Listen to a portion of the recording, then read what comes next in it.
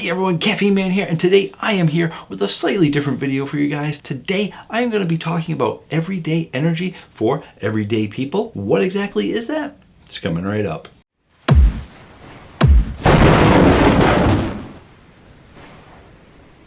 Hello again everyone, thank you so much for joining me today. I really do appreciate it. And if you like my content and want to see more, definitely feel free to hit the subscribe button. I post new videos every Tuesday night and one on the weekends. And in today's video, we have part one of a 4-part series on everyday energy for everyday people. Why do I need a 4-part series? Well, because I have a ton of great, amazing information for you to go over, but I don't want to scare anyone away by dropping a 1.5-hour timestamp on a video. So I am breaking it up into easy, breakable sections so you get tons of great information in one, another category of great information, and so forth. This first video is sort of an intro video to the others, and I will tell you a little bit more about the other videos in this series as we get closer to the end. So, why everyday energy for everyday people? Because we all need energy. Now, if you're new to the channel or if you're a skeptic, you might just be saying, hey, caffeine guy, all you need to do is eat healthy, exercise, and get 8 hours of sleep, and you don't need to supplement with anything else. And to a certain extent, that is very, very true. I am in agreement with you. The problem is, it is a lot easier said than done. Now, I know from my analytics, from the videos that people watch, that about 30% of my subscribers watch my pre-workout videos, which means they most likely do some exercise, potentially eat healthy, and enjoy drinking these pre-workout drinks before they work out. But what about the rest of you? What about the other 70%? I'll scratch that, because for this topic, it's actually going to be more than 70%. According to the Bureau of Labor Statistics, 19.3% of the US population was engaged in sports and exercise activities each day in 2019. And according to new research data from the Center of Disease Control's National Center of Health Statistics, only 23% of American adults met leisure time physical activity guidelines. So we're basically hovering right around 80% of the American population that doesn't really exercise much at all. Now listen, I'm overweight, and actually, according to the BMI chart, I'm actually considered to be obese. I want to lose weight, I want to work out, I want to eat healthier, and some of those things I've actually accomplished. But it is hard. It's hard to find time, it's hard to find the motivation. And does any of this sound familiar to you? I mean, I also work a full-time day job, just like a lot of you who probably work a 9 to 5. But for me, and probably for you too, I tend to work overtime, so I actually work a 7 to 5 job, which means I need to wake up at 5:30 in the morning so that I can shower, get ready for work, and get ready for my drive through traffic to get to work on time, work my full day, and then deal with rush hour traffic to get home, meaning I'm not going to get home until 6 o'clock at night. Now let's take a look at some simple math. If I want to get a full 8 hours of sleep, I'm going to need to go to bed at 9:30, which basically gives me 3.5 hours to have dinner and to, I don't know, live my life.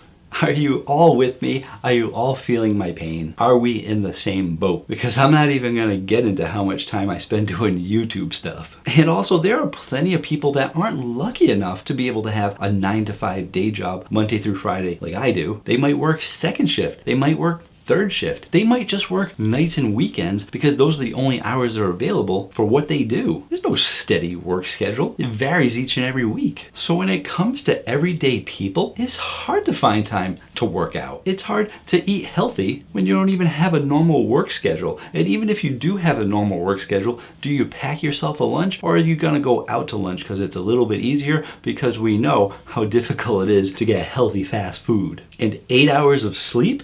Yeah, maybe if it's a Saturday, and that's if you're not a parent with kids, because you have kids, forget about that. That ain't happening. 8 hours of sleep.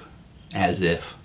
Therefore, how do everyday people get their everyday energy? And I'm talking everyday people, not just 9 to 5 workers. We're talking laborers, we're talking second shift, third shift, first responders, healthcare workers, moms, dads, gamers, college students, people who work out, each and every one of you, how do you normally get your everyday energy? I'm guessing it's probably with caffeine. Now, there are definitely going to be plenty of people on the internet and definitely on YouTube that are going to try and scare you away from caffeine, and they might actually be trying to scare you mostly away from energy drinks, because it's harder to scare people away from things like coffee and such. But they'll tell you caffeine's bad for you. It's a drug.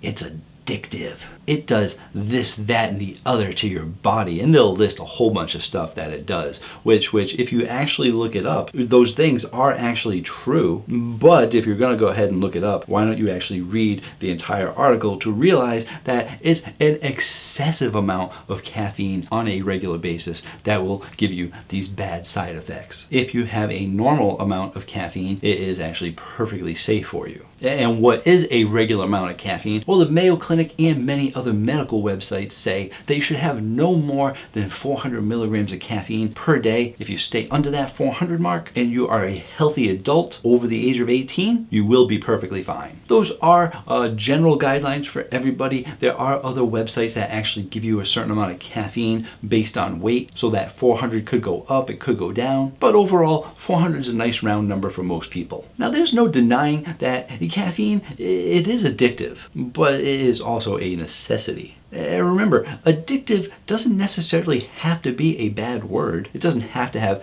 negative connotations to it. It's just a word. And have you ever, here we go, take a look at this. Have you ever driven by a Starbucks or a Dunkin' Donut between 7:30 and 8:30 in the morning? Or even worse, are you one of those people in that line, hurrying up the line? Come on, people, what's taking so long? How long does it take to grab a coffee? Oh, I gotta get to work. Gonna be late. You go walking in. Oh, sorry, boss, the traffic was terrible. Don't mind this coffee I'm holding. I got that before the traffic. The numbers show that 65% of the American population drink coffee every day. That's a lot of coffee drinking. But there are other ways to get your caffeine. Personally, I have a couple of cups of tea a day, as well as an energy drink. But I may also toss in a caffeinated product in the day too. On my channel, I do primarily go over energy drinks, but I have introduced people to other caffeinated products such as caffeinated mints, caffeinated gum, extra caffeinated chocolate, and other caffeinated food products. Not to mention my caffeine safety videos, which I haven't done one in a while, but I do like to try and get them in when I can. Because yeah, it's all well and good to enjoy energy drinks, but caffeine is a drug. It's a legal drug, but it is still a drug. Therefore, you do always have to be safe with your caffeine consumption, and I like to try and remind people of that. Now, where was I? Coffee?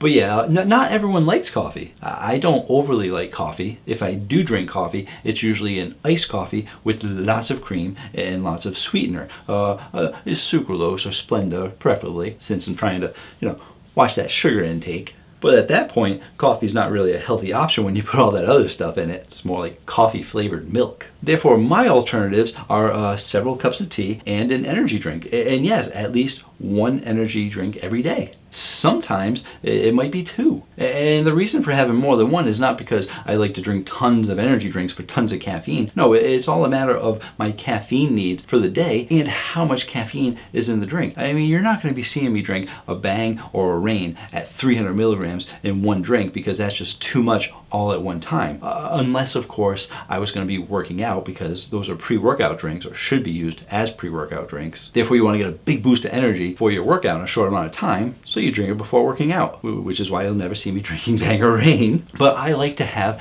a 70 milligram energy drink, 100 milligram energy drink, 150 milligram energy drink, because then I have more options throughout the day. And if I feel a little sluggish and I'm getting closer to that 400 mark, I could always have a piece of caffeine gum or a caffeine mint. For me, since it's everyday energy for everyday people, I like to spread it out throughout the day. Some people on my channel, they love to say, they're used to Bang and Reign and Rays, and they love to say, oh, that's got only 200 milligrams. That's not really a lot. And I'm like, you know what? I've been around a while, trust me. 160 was the standard for an energy drink for decades. It's only been the last 5 years that we've been seeing 300 milligram drinks on a regular basis. And those are pre-workout drinks. They're meant for pre-workout. They're not meant for everyday usage by everyday people. They're supposed to be for people working out. Therefore, 300 milligrams of caffeine is not an option because that leaves me with not much for the rest of the day. So I prefer the standard energy drinks or your standard amount of caffeine in an energy drink a day. And a lot of other people have also been turning to energy drinks because they've been realizing and learning that not all energy drinks are bad. Most of them are actually good for you. And a lot of people are finally starting to understand that soda is bad for you. I mean, everyone knew for the longest time that soda was bad for you, but they still drank it anyway. But now when people are realizing that energy drinks are good for you, they can kind of start switching over.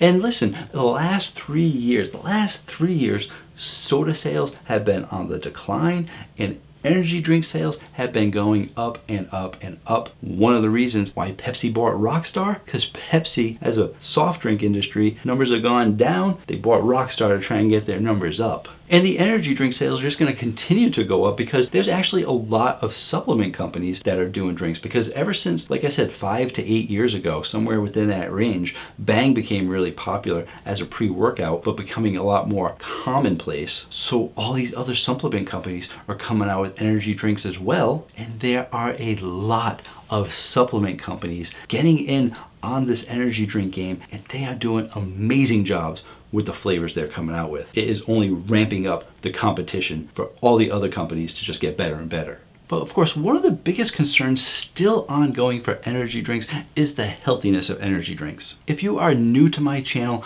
I am here to tell you that yes, there are some bad energy drinks, but a majority of the energy drinks that are out there are actually healthy energy drinks. It's what I talk about on my channel. And if some of you are skeptical about this, if some of you in the comments are saying that's a bunch of bull, where's your facts to back it up? Listen, I did a 3-part series called Are Energy Drinks Bad For You? And why did I have to break it up into 3 parts? Well, because there is that much information to go over for you guys, because I go over all of the ingredients in energy drinks. Did you hear what I said there? I said all of the ingredients in an energy drink. Therefore, in part 1, I go over your regular, more commonplace energy drinks and tell you what's in them. And then in part 2, I actually did a collab with a biochemist on the topic because we go over pre-workout drinks because they have a lot of other unique ingredients in there, and some people get scared by those big words, but we explain what those big words mean and what they do in your body. Then in part 3, we did such a good job in part 2, we collabed again together for part 3 of the healthier of the healthy energy drinks. And what exactly does that mean? Well, like I said, if you have a sugar-free energy drink, you're gonna be getting a healthy energy drink, but there are some companies that have gone above and beyond to give you a super healthy energy drink, whether it's all organic or it's an energized tea, maybe even a yerba mate, but whatever the case is, they went extra healthy for you because there are a lot of people that want the healthy energy drinks, like the super healthy energy drinks. You sometimes suffer in flavor a little bit, but you get those extra health benefits out of it. But those 3 videos, they're really great videos to let you know, to give you the scientific information as to why energy drinks are not bad for you. So the next time you go to the store and you pick up an energy drink and you get that stink eye from someone that says, don't you know energy drinks are bad for you? You can ask them, really? Why is that? And see what they have to say, because you're going to be armed with the knowledge of every single ingredient that is in the drink. So no matter what they say, you can shut them down because you are educated on the topic and they just go by what they hear.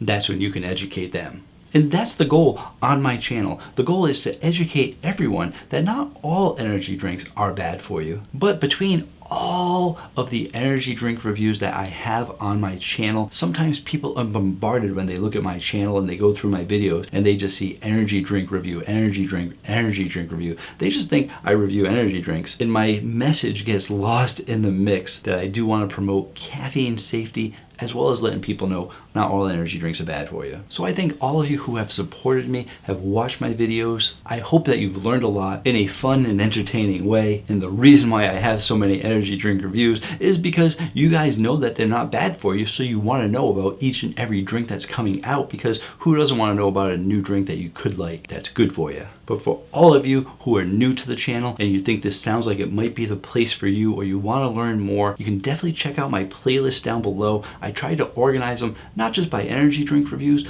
but also by informative safety videos, as well as caffeinated products, so that you can see actually a decent selection of what I do. And if you're looking to see if I did a review on any specific energy drink, go to my homepage, go over to the right side of the page, not the top, the right side. There's a little search box there. If you type in one word like Monster, it'll show you all the Monster reviews that I've done. If you type in two words like Red Bull, it's going to show you some of my videos, but it's going to show you everyone else's Red Bull videos too. I'm not sure why it does that, but it does. So if you want to know what I did, be sure to type in one word in that search box to the right, and you have the best chance at finding if I did a video or not. And that will almost conclude part one. I do still have a couple of things to go over. I want to let you know what's going to be in the next few parts. In part two, I am going to open your eyes to the entire world of energy drinks. Most of you just see the limited selection that you see in like convenience stores and stuff, and they're basically full of an entire fridge of Monster,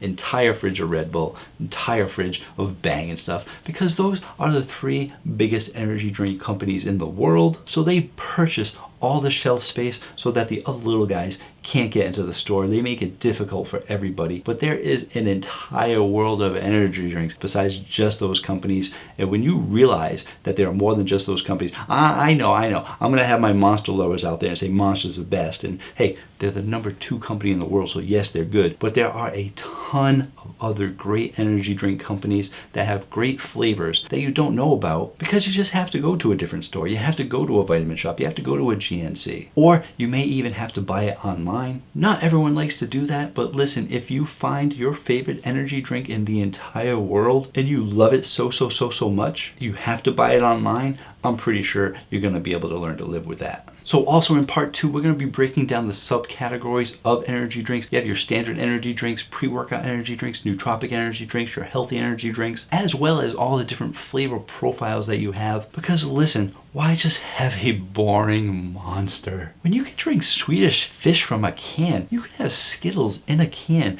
you can have Starburst in a can, pina colada, key lime pie in an energy drink. Guys, you are not going to want to miss part 2 when you want to hear all the different flavors that they have for energy drinks. It's just going to blow your mind. And then what's part 3 going to entail? Well, part 3 is going to go over some of the healthier energy drinks. First, I'm going to give you a general overview as to why energy drinks are actually healthy, but then tell you about the healthier of the healthiest energy drinks and why it's so important that those drinks exist and if they're going to be right for you. In our everyday lives, each and every one of us wants to try and be a little bit healthier. And there's going to be a lot of different drinks to help you achieve your goals, especially if you're someone who drinks soda and looking for a healthy alternative. And in part 4, I haven't actually figured it out just yet. But it's gonna be good, honest. It's gonna be great. I mean, if you like the first 3 parts, you're not gonna want to miss out on part 4. You're gonna be dying for part 4. Thank you all for joining me today. I really do appreciate it. It's unfortunate that I can no longer say I go over all things caffeine related because it's no longer true. I don't go over coffee. I don't go over tea. No one wants to watch those videos on my channel. It is mostly energy drinks and caffeinated products and caffeine safety videos. Therefore, I am going to be bringing you everyday energy for everyday people. I hope you enjoy this next phase of my channel. And until next time, have yourselves a great day. Or night. No, there's every day, and then there's every day, one word. No, it works. It works. I already looked it up. I'm not just trying to be clever. Of course, I like it being 2 words and then 1 word. Everyday energy for everyday people. But it does work. 1 word, every day. It means common, it means regular, it means typical, every day. Whereas 2 words, every day, means that is each and every day. More specifically, it's what they call an adverb phrase. Yeah, getting pretty fancy now, Caffeine Man. We're talking about adverb phrases. Every day is an adverb phrase, whereas 1 word, every day, it's just an adjective. So you got yourself an adjective, you got yourself an adverb phrase. Therefore, everyday energy for everyday people. It works because it's everyday energy for everyday people. It works. I looked it up. You can look it up too if you want. It works.